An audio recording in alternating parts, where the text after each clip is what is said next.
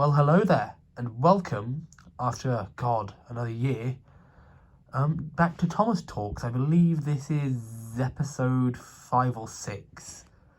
I don't know. It's been a while since I made one of these, and I'm quite happy to be revisiting this series. If you've subscribed within sort of recent times, last couple of months, you may not have seen this series, but it's just where I talk about Thomas merchandise, and in this episode, I'm gonna run through some of my Thomas Wooden collection. If people like that, then I'll show the rest of it off. I've got quite a fair bit of this stuff, and most of it, I really didn't have that much Thomas Wooden Railway as a kid. Most of this stuff is I picked up at car boot sales and stuff after the fact. So the first engine we're going to show is obviously Thomas, and I'll show all of my normal Thomases and my variants. So this is just a Tomy Thomas with a baggage car, and he came in those little starter sets. There's just the two short straights and the curves, and you get a tree and stuff. It's a fairly nice model in reasonably okay condition. Here is the CGI Thomas from one of the same types of sets. And you can see he has a Sodor line caboose. What an odd item. It's a British show. And they never had cabooses in the television series, so I have no idea why Learning Curve and later Mattel ever bothered producing that piece of rolling stock. And it's one of the most numerous ones. I've got a few of them. Here is the mud-covered Thomas. I think this came out around the time Hero of the Rails. Mine is absolutely hammered. And of course you can see he's got that great surprised face on the front, which I think makes this a pretty cool item. Next is what I read somewhere, I think is the last Thomas and Friends Wooden Railway item ever produced. I believe it's Thomas and the Carousel car. And he was from the Drayton Manor Thomasland exclusive gift shop. I bought him there a number of years ago when I was visiting with some family. I believe that would have been 2017. And then I wandered into the gift shop and decided to pick this up. Finally, a childhood favourite of mine, a battery-operated Thomas. And I would have sent him in under his own power, but would you believe it? I couldn't find the right battery for him, so it's just a static shot. Oh well. Next up is Edward.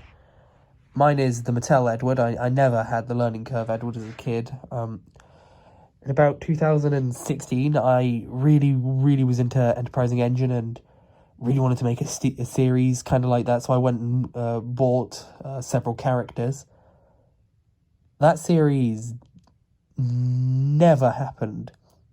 I made two sort of very bad pilot episodes. I say pilot, it was more of a rough draft, and then at some point I was planning to remake them.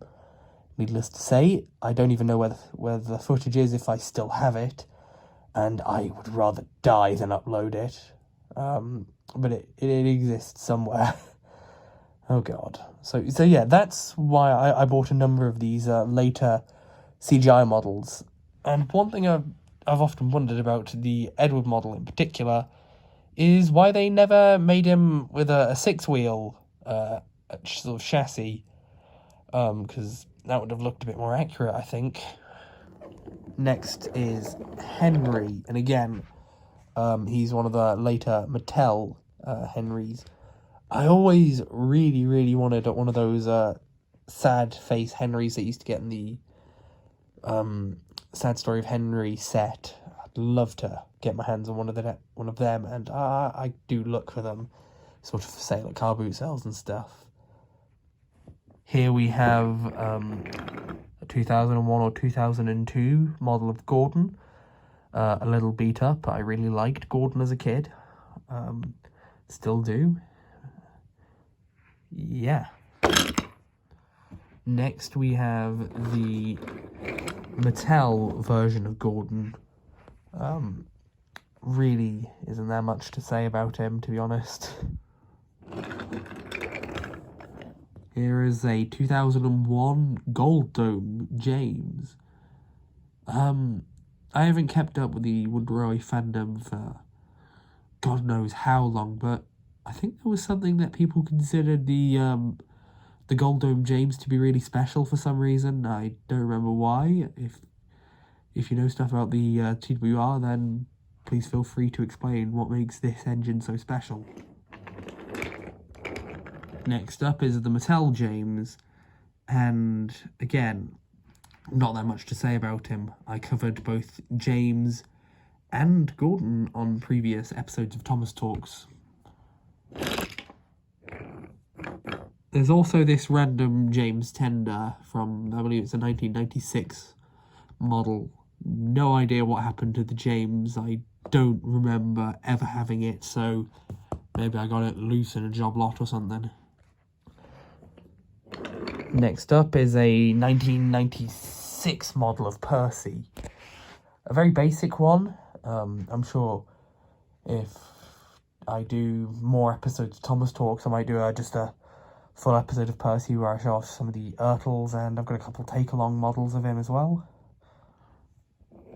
Next up is another Percy, one of my childhood favourites, and you can see he's pretty banged up.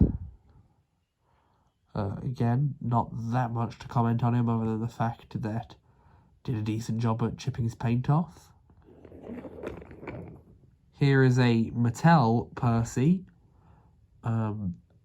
Yeah, again, like a lot of Mattel ones, I just don't have that much to comment on him. I bought this on eBay because it was cheap. That was a good while ago. Don't quite remember what he paid for him. But it's like a snow-covered Percy. I don't remember. I bought him on his own. I don't know if he came as part of a set or something, but he was relatively cheap, and I said, "Ooh, I'll have that." Next up is Toby the Tram. A fairly basic model. Again, I'm not entirely sure why he was only given a 4-wheel chassis instead of a 6-wheel one.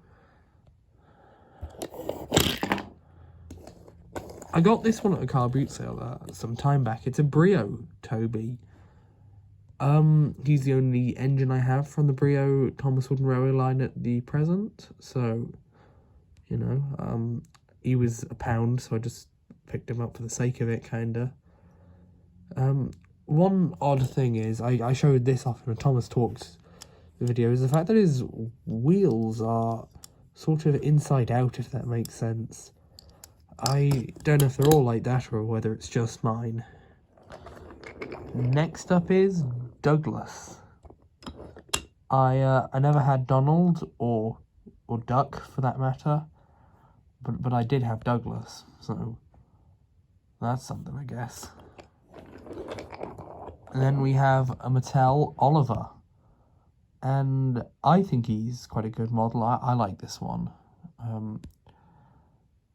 One of the 2 episodes I tried to make, I remember that involved Oliver somehow, but I don't really remember its plot. Yeah. Then I bought this just for a laugh. It's a Thomas Wood Emily. I don't understand this item. I really don't. It is just abysmal. Like, Mattel really just did this because to cut costs. And they were still pretty expensive, really, these Thomas Wood items. So, I don't know. I guess they might have saved 2 pence on every model they made or so. I don't know. Well, that was just a little bit of my collection. I've got a fair bit more of this stuff, and if people are curious, then I might at some point go and do the rest of it over a few videos. If not, then I guess that was just a little one-off showing some of my Thomas Wooden Railway engines. Well, thank you for watching. If you haven't subscribed already, then please do consider it. It helps my channel out. Yeah, thank you for watching. Goodbye for now. Ta-ta!